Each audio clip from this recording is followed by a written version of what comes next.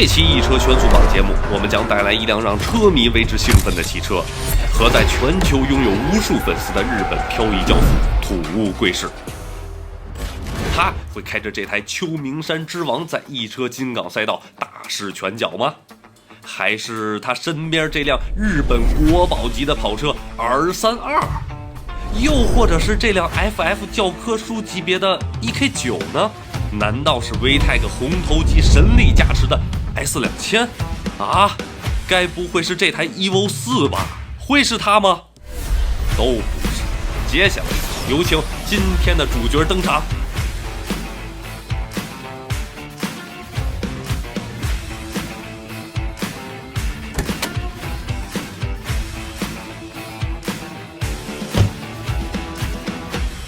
皆さんこんにちは。 DK 土屋圭一です。今日は EJ チェンスー版の遠方 R これをタイムアタックしたいと思います。お楽しみに。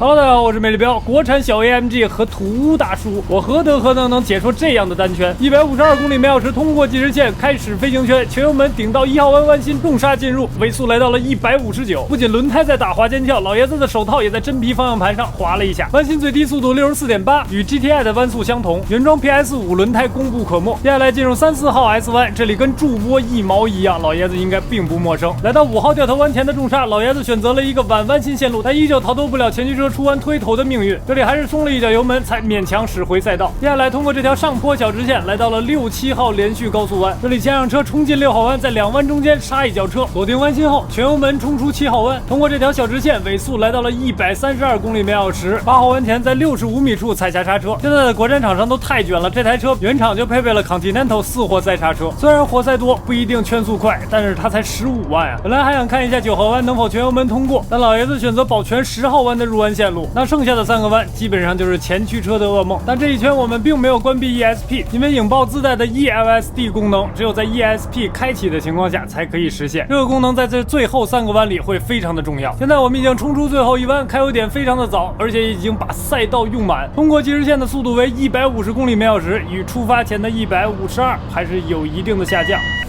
那最终圈速1分16.24，影豹 R 的这个成绩排在了总榜单的第46名，成为了国产燃油车的第2名。那恭喜影豹 R， 我们来听听老爷子怎么来评价这台车吧。今日はね EJ で、中国産のね、広州自動車の2リッターターボで260馬力という車に乗りましたけど、ちょっとびっくりしたのがね、コロナでこの3年間中国に来れなかったんだけど、やっぱ3年前に乗った時、リンク&コーですけれども、まあこんなもんだろうな、僕の中の実感でしたけれども、今回のはね、その広州自動車の2リッターターボに関しては、なんだろう、お世辞じゃないんだけれども、ミニタイプ R、シビックタイプ R が、320馬力でありますけど、世界最速のニュールブルックリークって言われてますけど、それのちっちゃい版みたいな感じだから、そのボディ剛性もしっかりしてるし、サスペンションもすごくよく動いてる。だからすごくバランスのいい車、出来はすごくいいんですよ。本当にお世辞じゃないシビックタイプ R のミニ版かなっていうぐらい。ただやっぱり完成度だろうな、その電子制御がこう入ったような音がするのね。こうコーナー曲がったりするとガガガガガっていうのかな、ギギギギギっていうのかな、やっぱり世界ではちょっと通用しないと思う。その2つが なかったら、今回のその広州自動車の車に関してはベタ褒めだったと思う。本当にミニシビックタイプ R っていう感じで気分よく乗ってましたよ。もうちょいトルクあったらなとかね。でもそのもっともっとっていうのは人間の要求としてあるんだけど、出来としては素晴らしいと思う。でこれが270万円で買えるってことがまずすごい。シビックタイプ R500 万円ですからね、日本で。だから中国に来たらもっと高いし、3倍ぐらいでしょ。でそう考えたら本当にミニシビックタイプ R は270万円で買える手頃なスポーツセダンって言い切っていいと思いますよ。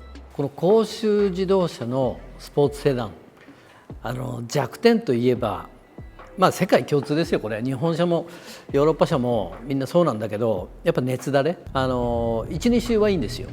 やっぱこう3周目4周目って走ってくるとやっぱこうパワーダウンしてるのが分かる。だからそこをね、まあ世界共通だからしょうがないんだけど、そこを一歩頭一つ抜けたら世界で通用する車になると思うね。でその電子制御の介入なんだけど、その一般の人はもちろん電子制御 EPS 入ってた方がいいので、僕らが乗ってもなんかすごく安全だなっていう、嫌な動きしないから。で介入の仕方もすごく自然だし、トラクションコントロールだとか ESP とかね、オンの時にこの ELSD 機能も自動でオンになってるのだから、オンにした方が早かったよね。オフにするとね、その機能も切れちゃうから、オフにした時にやっぱこう自動的に一緒に切れちゃうんだよね。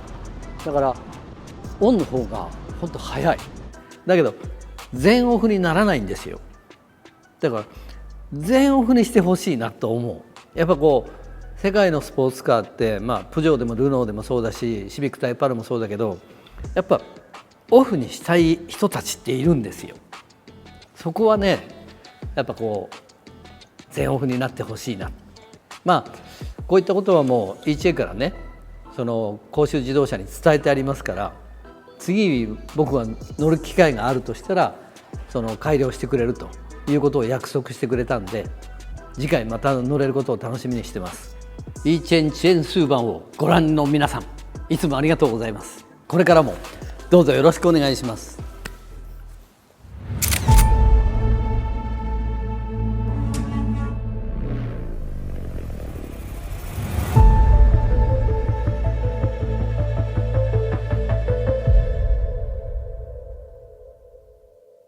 OK だったらそこからもう自由に。チェンスーバンで点ありまして、どうぞよろしくお願いします。